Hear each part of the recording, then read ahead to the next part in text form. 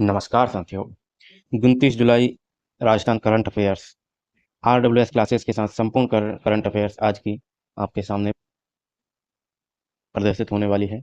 तो साथियों, आपके लिए सुबह सुबह मेहनत की जा रही है, तो आपका फर्ज बनता है कि आप चैनल को सब्सक्राइब करें, वीडियो को शेयर करें, लाइक करें, कोई डाउट हो तो कमेंट जरूर करें। ठीक है साथियों। तो साथियों, चलिए करते हैं शुरुआत और आज की करंट अफेयर्स की अच्छे से। क्या क्या चल रहा है राजस्थान में, क्या क्या हुआ है, वो सारा कुछ समसामयिक घटनाएं हम देखने वाले हैं।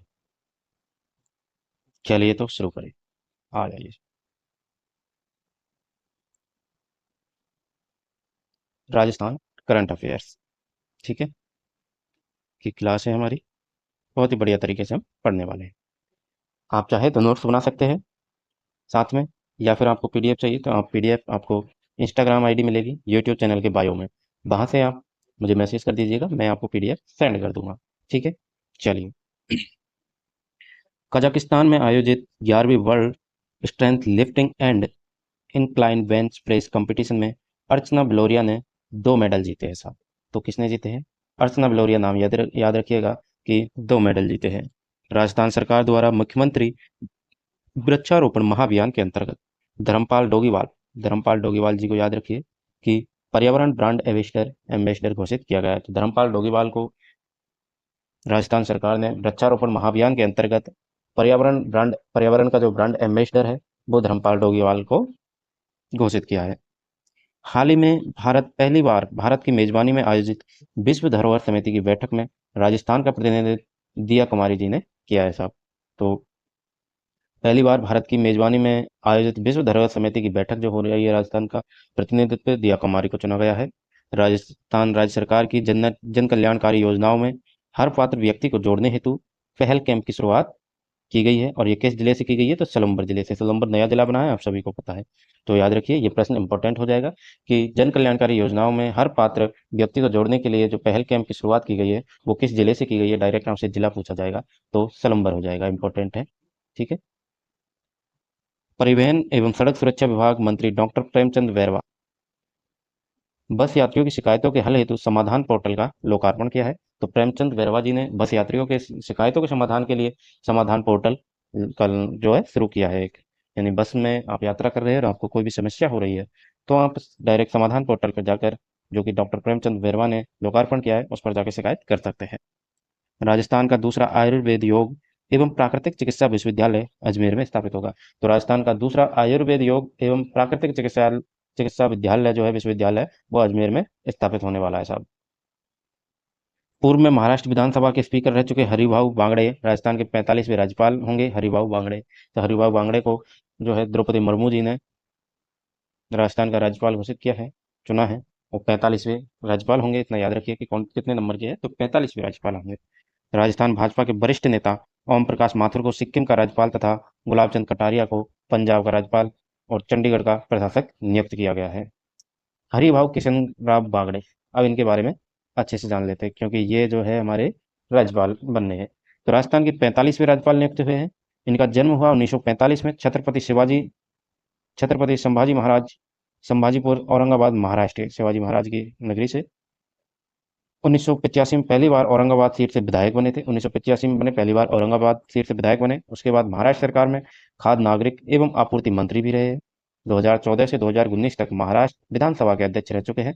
27 जुलाई 2024 को राष्ट्रपति द्रौपदी मुर्मू द्वारा राजस्थान के राज्यपाल नियुक्त किए गए हैं हरिभाऊ किशनराव बागड़े जी। ठीक है। तो हरिभाऊ किशनराव बागड़े जी के बारे में आप सब अपने पूरे शुरू से और एंड तक, उनके जन्म से और आज तक की कहानी जानी। इससे क्या कहानी से आपको इनके बारे में याद रहेगा। ठीक है। तो इसलिए कहानी आपके लिए शामिल की है साहब। चलिए, नेक्स्ट है हमारा ओलंपिक 2024। नीता अंबानी को दूसरी बार मिली सदस्यता, यानी ओलंपिक 2024 की नीता अंबानी यानी मुकेश अंबानी की धर्मपत्नी को सदस्यता मिली है। और नीता अंबानी रिलायंस फाउंडेशन की चेयरपर्सन नीता अंबानी को अंतर्राष्ट्रीय ओलंपिक समिति आईओसी में दूसरी बार चुनाया गया है। 2016 में पहली बार आईओसी यानी अंतर्राष्ट्रीय ओलंपिक के लिए चुना गया था। 2016 में पहली बार चुना गया था, दूसरी बार अब 2024 में नीता अंबानी को आईओसी यानी कि अंतर्राष्ट्रीय ओलंपिक के लिए चुना गया है। पहली बार 2016 में रियो डी जेनेरिया ओलंपिक खेलों में आईओसी का सदस्य बनाया गया था। चलिए, राष्ट्रपति भवन के दो भवनों का नाम बदला गया है साहब, याद रखिए। तो राष्ट्रपति भवन के दो भवनों का नाम बदला गया है, वो परीक्षा की दृष्टि से इंपॉर्टेंट हो जाएंगे, तो अच्छे से याद रखने हैं। यानी 25 जुलाई को राष्ट्रपति सचिवालय की ओर से बयान जारी कर दरबार हॉल का नाम बदलकर गणतंत्र मंडप किया गया। यानी किसका? तो दरबार हॉल। आपसे डायरेक्ट प्रश्न पूछा जाएगा कि दरबार हॉल का नाम क्या किया गया है और किस दिन किया गया। तो 25 जुलाई को राष्ट्रपति सचिवालय की ओर से बयान जारी हुआ, जिसमें बताया गया कि दरबार हॉल का नाम बदलकर गणतंत्र मंडप कर दिया गया है, और अशोक हॉल का भी नाम बदलकर अशोक मंडप कर दिया गया है। यानी दरबार हॉल का गणतंत्र मंडप, अशोक हॉल का अशोक मंडप किया गया है। राष्ट्रपति भवन के दरबार हॉल में राष्ट्रीय पुरस्कार दिए जाते हैं। यह राष्ट्रपति भवन के सेंट्रल डोम के ठीक नीचे है, जहां तीनों ओर से जाया जा सकता है। दरबार हॉल को पहले थ्रोन रूम के नाम से जाना जाता था। तो दरबार हॉल को पहले किस नाम से जाना जाता था? तो थ्रोन रूम के नाम से जाना जाता था। तो प्रश्न ये भी बन सकता है कि जो दरबार हॉल का नाम अभी बदलकर गणतंत्र मंडप कर दिया गया है, इसको पहले किस नाम से जाना जाता था? तो दरबार हॉल को पहले थ्रोन रूम के नाम से जाना जाता था।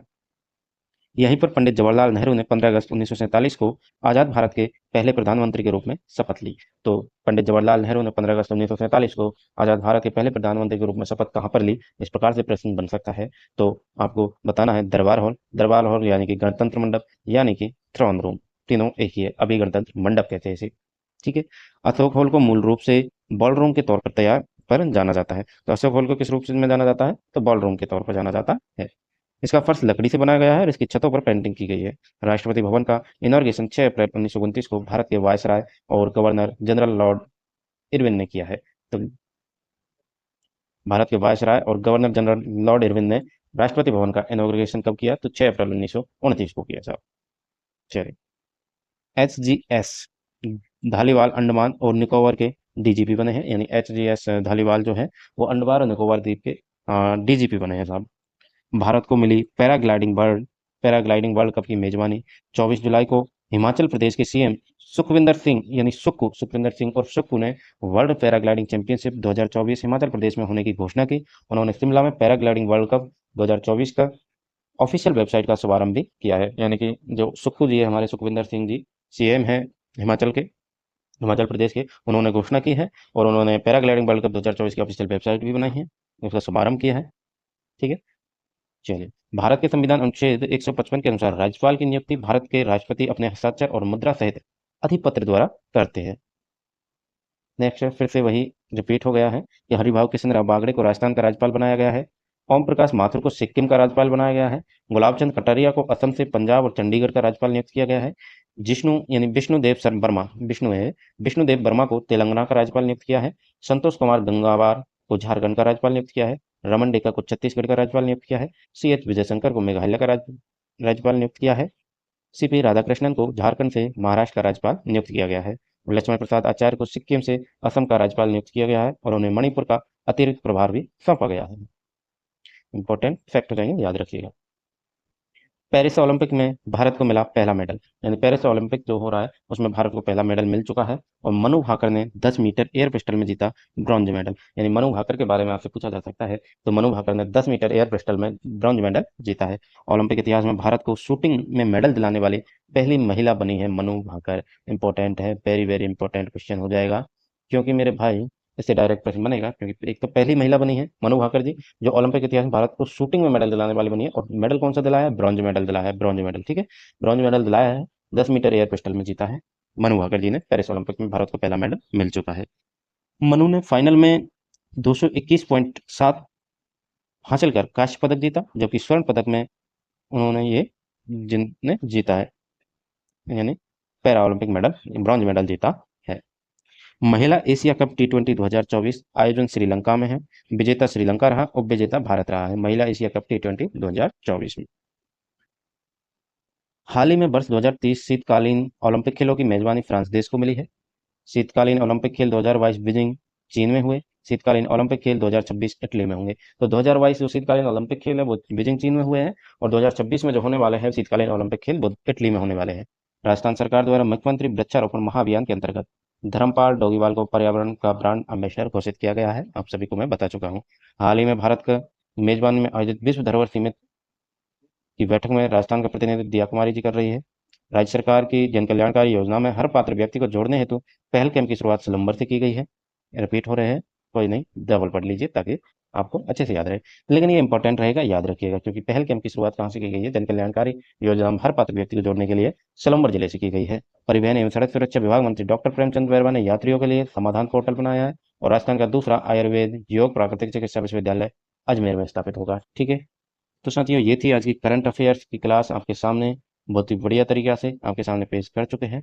तो अब आपका फ़र्ज़ बनता है कि आप अच्छे से पढ़ें, इनको याद करें, नोट्स बनाएँ। अगर नोट्स नहीं बनाना चाहते तो आप पीडीएफ ले लीजिए। पीडीएफ के लिए आपको इंस्टाग्राम पे आना होगा, मेरे इंस्टाग्राम चैनल अपना आरडब्ल्यूएस क्लासेस के नाम से ही है, वहाँ पर आपको पीडीएफ मिल जाएगी। पीडीएफ के लिए आपको मैसेज करना होगा और इंस्टाग्राम आईडी आपको मिलेगी यूट्यूब चैनल के बायो में, ठीक है? वहाँ से आप पीडीएफ ले लीजिएगा। कैसी लगी क्लास बताइएगा ज़रूर। एंड डेली करंट अफेयर्स की क्लास अपने चलते हैं, शॉर्ट्स वीडियोस में भी करंट अफेयर्स आपको मिलती है, इंपॉर्टेंट फैक्ट्स की क्लास भी आपको मिलती है, डेली आरडब्ल्यूएस फैक्ट आपको मिलती है,